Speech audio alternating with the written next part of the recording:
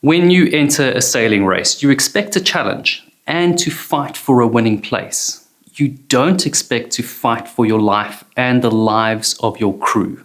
You may have already seen these as individual stories on this channel, so use the chapters in the description below to navigate the stories in this compilation.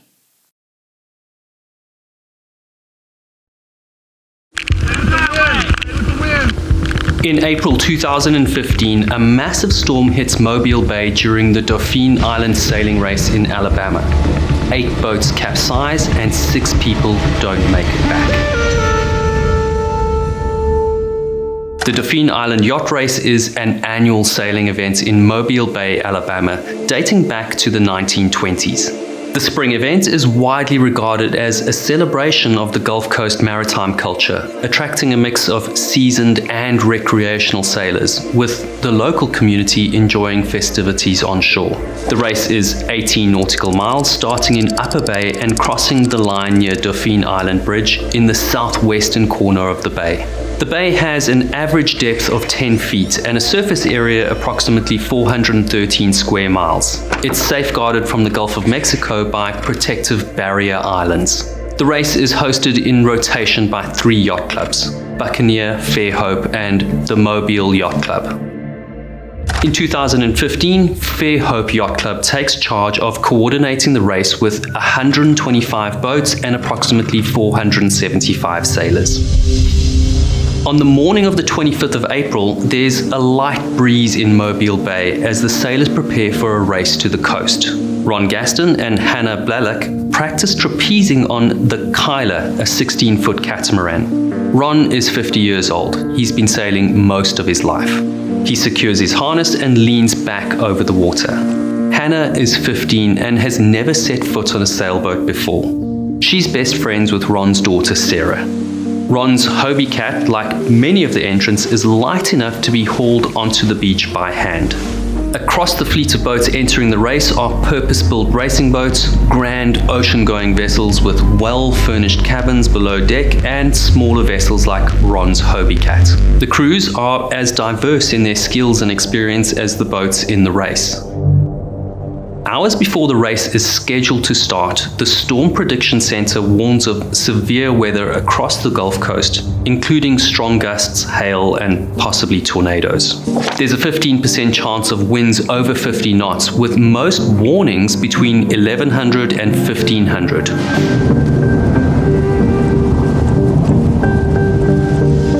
Out on the water, an official radios the club's office with a request to post the scratch sheets.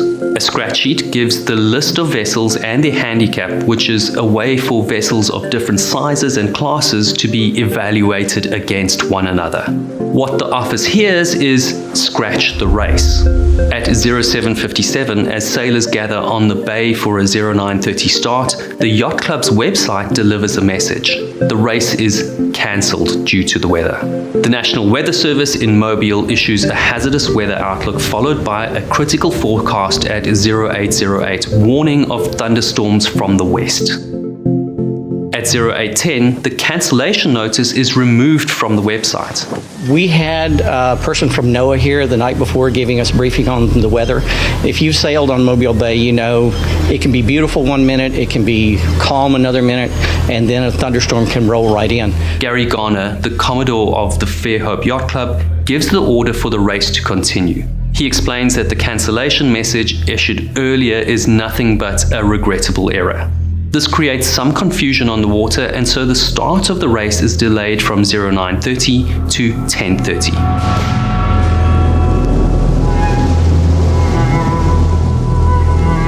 The storm front now reaches the port of Pascagoula, Mississippi, 40 miles southwest of Mobile.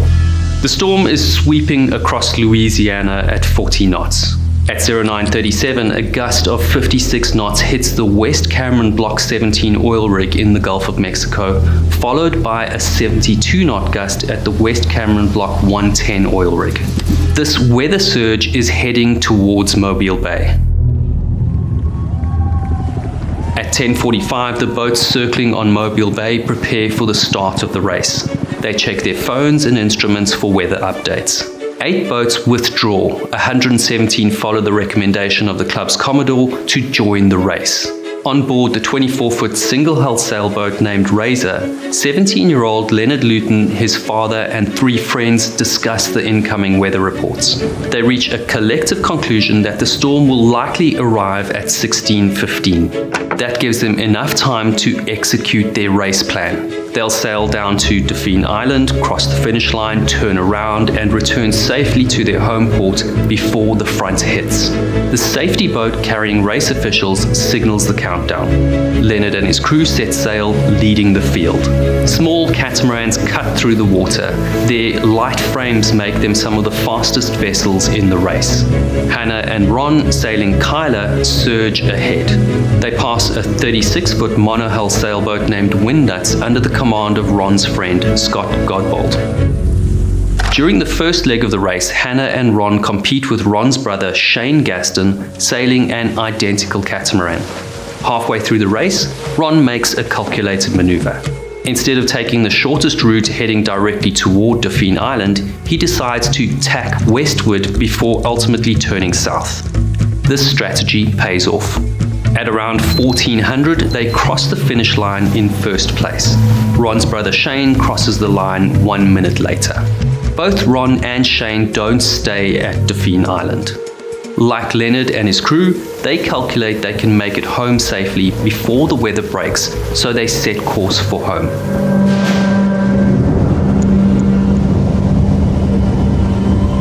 Shortly before 1500, the skies to the west begin to darken as thunderstorms approach Mobile Bay. A wall of rain obscures the western horizon. Ron says to Hannah, "We may get some rain," but he hopes they make it to the Buccaneer Yacht Club before it arrives. Hannah's holding a handheld GPS, which she checks frequently to keep track on their progress. She's amazed at the speeds they're reaching. She hangs the GPS's lanyard around her neck and tucks it into her life jacket. The storm, which started in Texas, pushes across 3 states to reach the western fringes of Mobile Bay. Along its path, it morphs into 3 distinct storm cells. Each cell carries frigid air and ice particles buoyed by a warm updraft. Ordinarily, a cold mass would simply dissipate. But as the storm passes over land, the updraft is interrupted, causing the cold air and ice particles to drop to the ground. When these ice particles fall back to Earth, they create a powerful downdraft. As they fall and the ice melts, the water evaporates, which fuels the downdraft, increasing its power. This creates a mass of cold air underneath the storm, leading to powerful gusts. The cooling effect is amplified when it meets the layer of dry air around Mobile Bay. As the temperature drops, the air becomes denser, increasing the barometric pressure and intensifying the wind gusts. Weather stations around Mobile Bay detect this temperature drop and a rise in barometric pressure.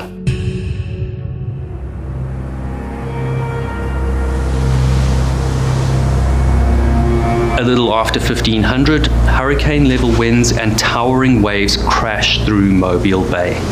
Lightning fills the sky, followed by heavy rain and a sudden temperature drop. As the storm intensifies, Hannah feels the cold air hit, and then a moment of calm is shattered by hurricane-strength winds. Their boat, the Kyla, capsizes, throwing Hannah and Ron into the water. Ron grabs hold of Hannah and a rope attached to the boat. The wind catches the overturned hull and starts to push the boat away from Ron and Hannah. Ron lets go of the rope and holds onto Hannah.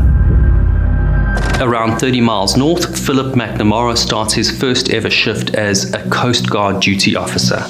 Distress calls flood in. By the 3rd call, it's clear that a major event is unfolding. The Coast Guard springs into action. Authorities scramble to comprehend the scale as sailors in the bay fight for survival. Many boats are caught in the storm and crew members struggle to survive. The Coast Guard deploy multiple vessels and aircraft to search for survivors. When a boat is in distress and the skipper makes a mayday call, that call has specific information: the name of the vessel, location, the nature of the emergency, and the number of people on board. That information gives the Coast Guard a very clear mandate: rescue X number of people. When the Coast Guard contacts the race organizers to get a list of vessels and people, that list doesn't exist in full. The yacht club has a list of boats that enter the race, but they don't have a list of crew members. Without knowing how many people or how many vessels are unaccounted for, their job becomes significantly harder to manage. A Coast Guard officer starts contacting families to determine the number of missing people. Ron and Hannah battle the waves and the wind. Ron pulls his wet phone from a waterproof case. Hannah manages to direct rescuers to their location using coordinates she pulls from the GPS. Ron's brother Shane struggles through multiple capsizes before eventually reaching the shore. The search and rescue continues into the night. Teenager Leonard Luton from the yacht Razor and his crew are still missing. They've been carried out to sea in the currents. For 5 days between the 25th and 30th of April, the Coast Guard conducts 145 searches covering 7,500 square miles of ocean. The rescuers move from one capsized vessel to another, hoping to find survivors. After hours in the water, Leonard is picked up by the Coast Guard. One of his crew is found dead and another is never recovered. The yacht club faces claims totaling over $7 million in various cases. They allowed the race to proceed knowing that severe weather was going to hit the bay at some point that day. They also didn't have a full list of people in the race. Race organizers have since worked closely with the Coast Guard to improve the way they collect information for crew and boats during races. But that doesn't absolve captains and crew from ignoring the weather warnings. 8 boats did withdraw from the race, taking responsibility for the safety of their crew. 8 boats sank, 40 people were rescued, 6 sailors are dead.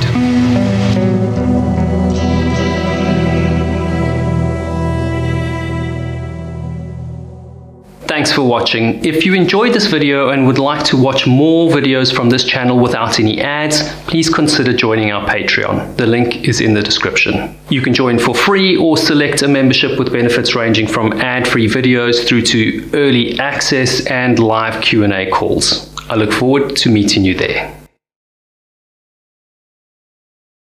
On the 11th of August 1979, 303 yachts set sail on the Fastnet Round the Rock race. In the storm that followed, 24 boats were abandoned, 5 sank, 136 crew were rescued and 15 sailors died, leading to one of the biggest overhauls of offshore racing culture in the history of the race.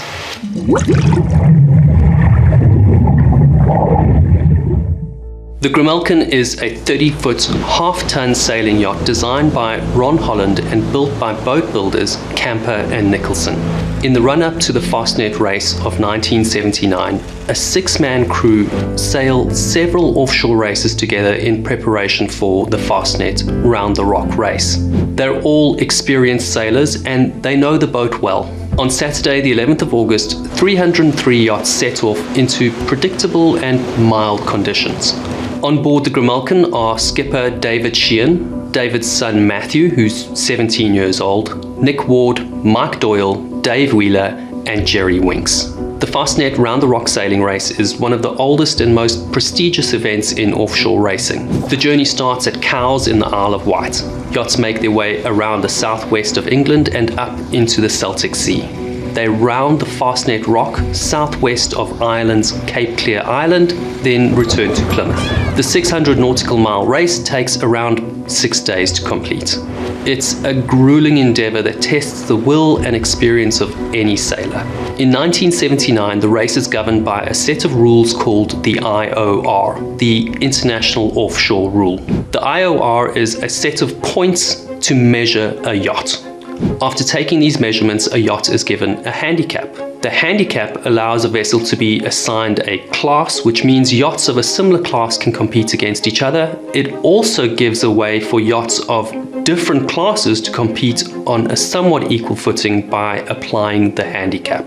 Over some years, designers pushed their designs to extract the fastest possible yachts that the IOR rules would allow. The IOR was measured at points. which allowed designers to prioritize those points for measurements to reduce the yacht's handicap and to be more liberal in their designs outside of those points to optimize for speed. There's a lot more to it, but essentially two large aspects of speed for a yacht are the length of the waterline and the resistance below the waterline. A yacht sails faster the longer the waterline and the less resistance there is below the waterline. A slow boat produces a short wave. As the boat speeds up, the length and height of the wave increases. Once the length of the wave reaches halfway down the length of the waterline, the boat has to climb its own wave. The faster it goes, the larger its wave becomes, and so it has to climb a larger wave, which requires a higher speed, producing a larger wave. That means the waterline effectively acts as a speed limiter, and once a certain speed is achieved, relative to the length of the waterline, it can't go any faster. Under these rules, the length of Grimalkin, measured stern to bow at 30 foot, she would have a lower handicap than a boat that measures 40 foot. However, the designers are able to widen the width of her beam at a point that's not measured and effectively increase the length of her waterline. Not only that, but they can decrease the size of her keel underwater so that she has less drag underwater. Yachts that follow these design principles are often wider and shallower, within reason, of course. In the right hands and the right conditions, Grimalkin is a real contender. She has an experienced crew and skipper. The weather is good for sailing and the race gets underway. By the 13th of August, the fleet are in the Celtic Sea. Some of the larger, faster vessels have already rounded the rock and are on their return leg. The sea is starting to build as the weather picks up. The wind is getting stronger and the skipper, David Sheehan, decides to put a reef in. A reef is a set of loops on the mainsail. When the wind picks up, a sailing yacht becomes overpowered if there's too much sail exposed to the wind. So you drop the sail a little and tie the lower section of the sail to the boom through the reef loops. Over the coming hours, David would tie in all sets of reefs before bringing the sail down entirely. The day before, David had tuned in to listen to the shipping forecast as he did the same time every day. The shipping forecast is a daily weather forecast sent out over the airwaves at a specific time. All vessels can tune in and listen to the forecast and get the most up-to-date weather information. In 1979, this is the only way to get weather information, and so the Fastnet fleet would all tune in and get the same information, then tune out and continue their daily sailing routine. The broadcast communicates high winds of 45 knots that any seasoned sailor would consider strong but bearable. Later in the day, on the 12th of August, the Weather Bureau released a gale force storm warning. But because this was outside the regular broadcast time, the Fastnet fleet and David Sheehan didn't pick it up. More than that, the storm front is followed immediately by an extreme low pressure, and the direction of the wind shifts from southwest to northwest. David and his crew are accustomed to some uncomfortable weather, and so they set about stowing away loose items. They make some food to sustain themselves and settle in for some bad weather. All the men come out on deck and attach themselves to the boat using a tether that's clipped both to their harness and to the boat. The high wind has already created waves of significant heights. When the wind shifts direction and increases in speed, this sends two sets of waves on a collision course with each other. The result is short, sharp, high waves colliding with each other from different directions, resulting in even higher waves. Hour after hour, the sea state increases until the boat does one of the most terrifying things a sailor can experience. As the Grimalkin descends down a wave, her bow, the front end of the boat, digs into the trough of the wave in front of her, and her stern, the back end, rolls right over the bow. This is called a pitch pole, and it's the first of many for the Grimalkin.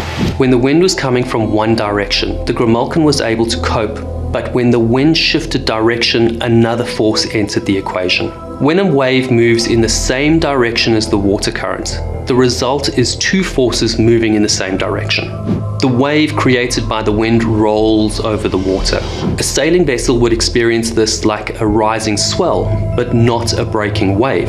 The The swell becomes higher but doesn't necessarily break like a wave breaks when it hits the beach. When the wind changed direction, some of the Fastnet fleet were hit by wind moving in the opposite direction of the water current. The effect of wind moving in the opposite direction of the water current is that the current pushes the base of the wave underneath itself, and the result is a wave that breaks over the top of itself in the same way as someone sweeping your feet out from underneath you.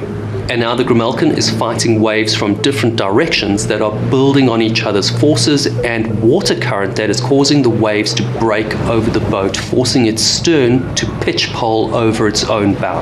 And now the Grimalkin must contend with the final forces that will seal her fate.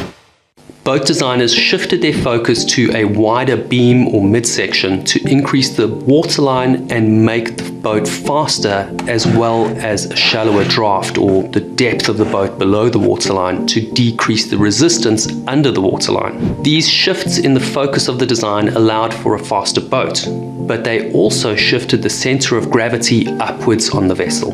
Stability on a boat is measured in the range of stability. A boat with a range of stability of 150 degrees means even if the boat is fully inverted, the action of the waves will rock her enough that she'll right herself. But the Grimalkin has a far lower range of stability, approaching 90 degrees, which means it's very easy to get knocked down, and once she's rolled or pitch-poled, it's dumb luck if she rights herself. Now David and his team begin the fight for their life. They have all the odds stacked against them, and it's starting to show. The crew are exhausted by the relentless storm. They're starting to show signs of hypothermia, and they've all been through several near drownings as the boat has pitch-poled through the waves. David decides he needs to send out a mayday call. He and his 17-year-old son Matthew head below deck to make the call.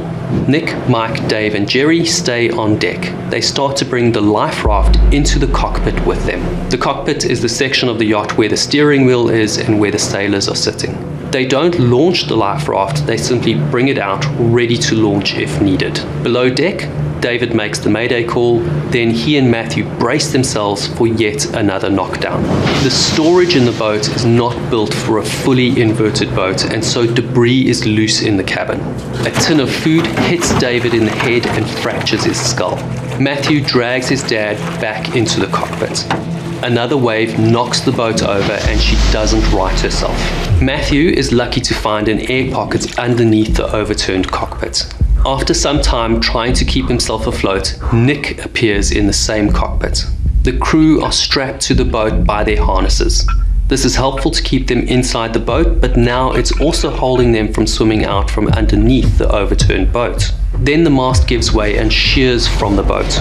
Almost immediately, the center of gravity shifts. The mast is no longer the weight holding them upside down, and the boat rights herself. Matthew helps to pull his crew into the cockpit of the boat. He stops for a moment and notices his dad's body floating face down in the sea. He knows he can't pull him aboard. He wasn't clipped in when the boat capsized, and now he's drifting away, never to be seen again. Nick and Jerry lie lifeless in the cockpit. Mike and Dave immediately throw the life raft into the water and pull the cord to inflate it. They shout for Matthew to jump into the life raft. Matthew turns to Nick and Dave. He's torn between staying with the boat and the bodies of his two friends, or evacuating to the life raft with Mike and Dave. In the heat of the moment, he jumps into the life raft with the two able sailors. Over the hours that follow, the life raft drifts away from the Grimalkin. Nick Ward and Jerry Wink's bodies are battered as the storm continues its onslaught. Then Nick starts to come to. He scans the Grimalkin for signs of life, but it's just him and Jerry. Nick writes in his book, Left for Dead, that at the time he regained consciousness, Jerry was still alive. I'll leave a link to the book below. It's one of the best accounts I've read of the Fastnet 79 disaster. By the time the Grimalkin is found by a Sea King helicopter, Jerry is dead. Over the years to come, the culture in offshore racing changed. The IOR rule for measurement evolved to a more holistic view of a vessel's readiness for offshore racing. The IMS, or International Measurement System, eventually replaced the IOR. The IMS takes a broader look at the entry to a race, including the emergency systems on board, the team's completion of previous qualifying races, and the range of stability of a vessel. More than that, skippers became more ready to call off or delay a race if the weather was predicted to be too extreme. In a number of subsequent races, skippers opted to abandon a race after the start and run for shelter at the nearest port when severe weather approached. Crew became more conscious of safety with simple things like buying their own life jacket and harness instead of relying on the boat's kit. You can't necessarily say that all these things are directly attributed to the Fastnet, but it certainly played its part. Going to sea will always be a dangerous endeavour, but if you compare the Fastnet 79 disaster to the Sydney to Hobart 98 disaster, which had a similar if not worse storm system, you can see some differences. In the Sydney to Hobart 98 race, only 18% of the fleet were knocked down to 90 degrees compared to 48% in the Fastnet 79 disaster. And as few as 3% were completely inverted compared to 18% in the Fastnet. Of course, you can't compare one storm or race directly with another. In the end, if you set sail, it's up to you to understand the limitations of your vessel and be prepared for whatever conditions come your way. I'll leave links to my sources in the description.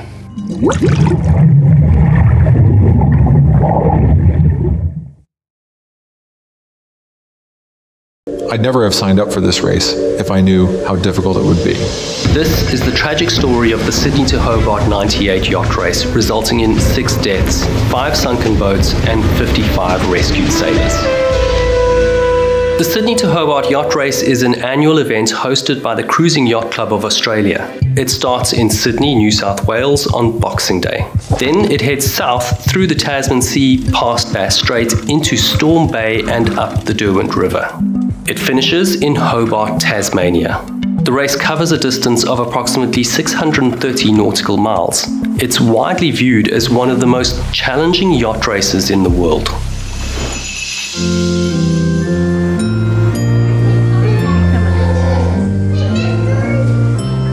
In December 1998, Gary Shipper, a policeman from Victoria, spends Christmas Day with his wife Jan and 2 sons, Clinton and Justin. They open presents under the Christmas tree and have lunch with his family. The next day, the celebrations are over. The boys say goodbye to their dad and wish him luck. They're too young to fully grasp where their dad is going or the dangers he might face, but they can feel the heavy atmosphere from their parents and family. Now, Gary needs to put those celebrations out of his mind and focus on the race. A crowd of sailors gather for the final briefing at the Cruising Yacht Club of Australia in Sydney. The sailors are warned of a low-pressure system forming off the east coast. At 1300 in Sydney Harbour, the starter gun fires and 115 yachts set sail east out of Sydney Harbour towards the Tasman Sea. I stole my son's sailboat to show you how the points of sail work. The wind is coming from the west-southwest, filling their sails from the starboard aft quarter. It's pushing the yachts forward from behind and slightly to their right. They let their sails out to catch the wind. When the wind is following or coming from behind, it's quite a comfortable point of sail. A point of sail is the direction of the yacht relative to the direction of the wind. The reason that a following wind is comfortable is because the yacht sits flat, level with the water. And because the yacht is going in the same direction as the wind, you don't feel or hear the wind blowing in your face. In 1998, Larry Ellison is the Chief Technology Officer and majority shareholder of Oracle. He bought his first yacht at the age of 25, and since then he's raced almost every major sailing event around the world. In the 90s, Ellison won 5 Maxi World Championships on board his 78-foot yacht Sayonara. Now, Ellison sails Sayonara out of Sydney and turns to starboard to head south down the coast through the Tasman Sea towards Bass Strait. As they turn south, the point of sail changes. The wind comes almost directly from the west. It's hitting the yacht beam on, which means it's coming almost directly from the side of the yacht, neither from the front nor the back. Ellison tightens the sail so it's at roughly a 45-degree angle from the direction the boat is sailing. Despite the wind coming from the side, this is actually the fastest point of sail. As the wind passes over the sail, it creates a low pressure in front of the sail and pulls the sail into the shape of an aeroplane wing. The low pressure in front of the sail creates a vacuum and pulls the sail forward at the same 45-degree angle to the boat. The boat starts to heel slightly, which means it's no longer sitting flat in the water. It sits at a slight angle to the water because the wind is trying to pull the sail over. Now the keel underwater provides a counterweight and also channels the water like a rudder. The low pressure in front of the sail pulls the sail forward, and that force is counterbalanced by the keel, resulting in forward momentum. As the wind intensifies and the skies slowly darken, Sayonara is going over 21 knots, which is almost 25 miles per hour. Most recreational sailing yachts average around 5 knots. The low pressure from the storm is gathering. It's the storm they've prepared for. At 0100, going into the morning of the 27th, Ellison's navigator plots their position and lets Ellison know at 12 hours into the race, they're more than twice as fast as the race's record holder. Ellison replies, "We're not supposed to go that fast." He wonders if the smaller yachts will be able to handle the higher winds.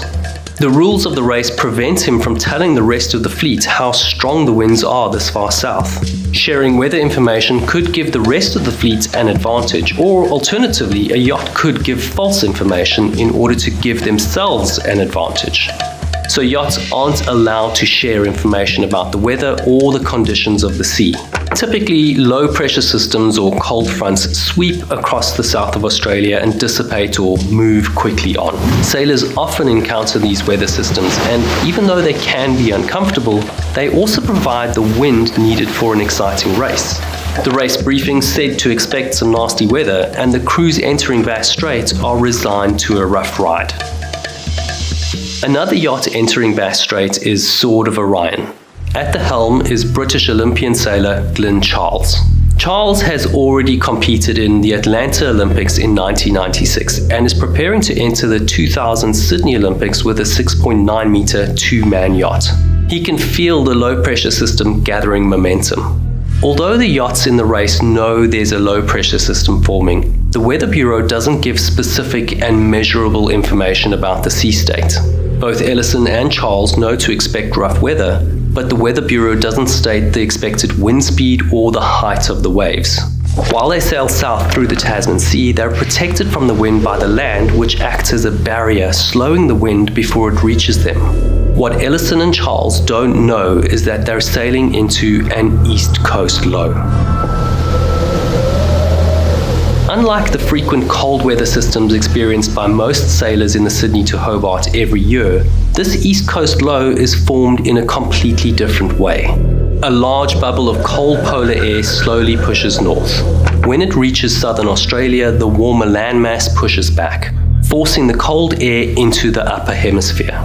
A large mass of cold air breaks free and drifts slowly over Australia, creating an extreme low-pressure cell that doesn't dissipate or pass quickly. Adding to that is a high-pressure system of warm air that's moved south from the equator ahead of the low-pressure system. The weather in Bass Strait is a combination of a slow-moving extreme low pitted against an extreme high, and it doesn't blow over quickly, which gives the sea more time to build. Surface current running west to east along the southern edge of Australia accompany wind and waves moving in a northeasterly direction. Wind gusts around Wilson's Promontory reach speeds of 90 knots and waves estimated at 30 meters high. The fleet of 115 yachts are starting to spread into 3 broad groups. The leaders begin to enter Bass Strait in the early hours of the 27th. The wind blowing through the strait is uninterrupted by any landmass. As the frontrunners sail into the strait, they leave the protection of the land and the wind builds from 30 to 40 to 60 knots in a matter of minutes.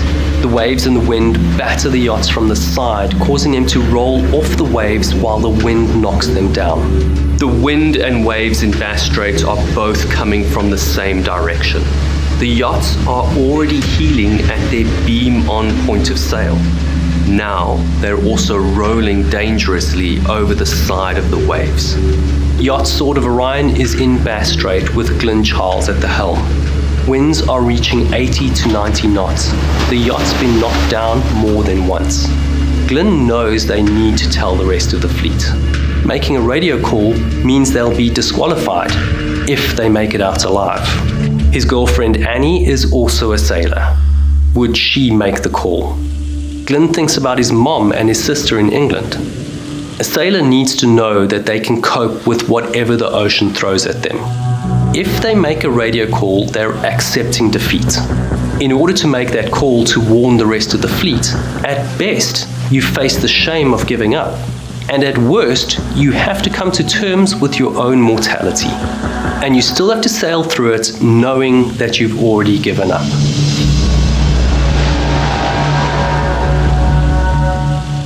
Policeman Gary Shipper is a crew member on the 12.5-meter yacht Challenge Again sailing into Bass Strait. Challenge Again battles through the high winds and massive waves washing over the deck. At 0100, Shipper is working on deck. He doesn't have any safety gear. He has no buoyancy vest. He isn't attached to the deck with a harness and tether, and he doesn't have an EPIRB or emergency position indicating radio beacon. In the middle of the night, the huge seas and relentless wind pushes the boat Challenge Again past 90 degrees. The deck that Shipper was sitting on is no longer underneath him. He drops from the high side of the yacht into the dark sea. Shipper hears someone call "man overboard." The voice disappears behind the roar of the waves and the wind. As he fights to keep his head above water, he wonders how the boat is going to find and pick him up. The waves are like cliffs. The boat disappears into the trough between the waves and reappears as the waves wash over him. With no electronic positioning device, Shipper is left stranded in the stormy seas. Then he remembers he has a waterproof torch. It's all he has to signal the crew to his location in the pitch black and violent seas. He's in the water for almost half an hour. The crew on board perform a textbook rescue. They turn the boat around and land almost directly on top of him. Again, they turn the boat so the weather washes him into the boat. The wind is gusting up to 90 knots with crashing waves over 30 meters high. Don Buckley is below deck on board yacht B-52. The boat's been knocked down past 90 degrees more than once with the sail fully submerged. The boat roars up a wave as the helmsman screams, "Look out!" B-52 falls off the crest of the wave, crashing into the water upside down. The screeching wind and rain gives way to the sound of the boat crashing into the water like a car wreck. The boat surfaces, but it's filled with water and equipment is thrown around the cabin and the deck. A stovetop strikes a female crew member in the head and she's trapped underwater. Another man's head is stuck in the steering wheel. Don snaps himself out of his safety harness and goes overboard, leaving him 40 meters away from the boat. Luckily, he's able to swim back and climb on board. On board Sword of Orion, the crew are in a fight for survival. They decide to break the course rules and report the weather conditions to the rest of the fleet. They know the race is over. Jeff Hill on board Antipodes Sydney and the rest of the fleet haven't yet entered Bass Strait, but are already facing severe conditions. Jeff hears the radio call. At 1700 on the 27th of December, Australian authorities issue a general mayday. Jeff continues to sail south. He and his crew have a lot of time and money invested in this race. He knows that for some of them, it's a once-in-a-lifetime opportunity. If they retire, they have to head home, wondering if they could have made it. If they continue into Bass Strait, he wonders if they'll make it home alive. He could never face the wives and children of his crew if anything happened to them. He decides to retire from the race and plots a course for the closest safe harbour at Eden. 39 other yachts follow. They know that the cost of losing their lives far outweighs the foolish pride of putting themselves in even more danger than they already are. But Glyn Charles, Larry Ellison and Gary Shipper are still battling for their lives in Bass Strait. Yacht Winston Churchill is knocked down as it falls off a wave. The 9 crew members scramble to ready the life raft as the yacht takes on water. Abandoning a yacht in such heavy weather means stepping off a solid deck and into an inflatable raft with nothing between you and the water but a thin sheet of plastic. As they haul themselves into the life rafts, they wonder if they'll see their families again. The 630 nautical mile adventure has deteriorated into a fight for survival, and it's only getting worse. Coastal Patrol volunteers at Eden work around the clock to coordinate rescues over the radio. 35 military and civilian aircraft and 27 Royal Australian Navy vessels join the rescue. Former British Olympian Glyn Charles is swept overboard from Sword of Orion and drowns. His body is never recovered. His mom and sister aren't able to bury him. On board the yacht Winston Churchill, the team manages to get aboard their life rafts. But one of those life rafts tumbles through the waves and is ripped apart. All 3 crew members drown. The yacht Business Post Naiad is demasted and rolls through the waves. The skipper has a heart attack and another crew member is fatally injured. After going overboard and being rescued, Gary Shipper on board Challenge again makes it across the finish line in 24th place. His wife and sons get to spend another Christmas with him. Sydney to Hobart 98 yacht race is Australia's biggest ever peacetime rescue operation with almost 1,000 rescue personnel. 55 sailors are rescued from their yachts by ships and helicopters. 115 yachts started the race. 5 sink, 7 are abandoned, and 59 retire at Eden. Despite everything, 44 yachts made it to the finish line. Larry Ellison on Sayonara is first across the line at around 0800 on the 29th of December, but there are no victory celebrations. The 44th and final yacht to arrive, Misty, crosses the line 2 days later in Hobart on the 31st of December. The tragedy of Sydney to Hobart 98 changed the face of yacht racing for good.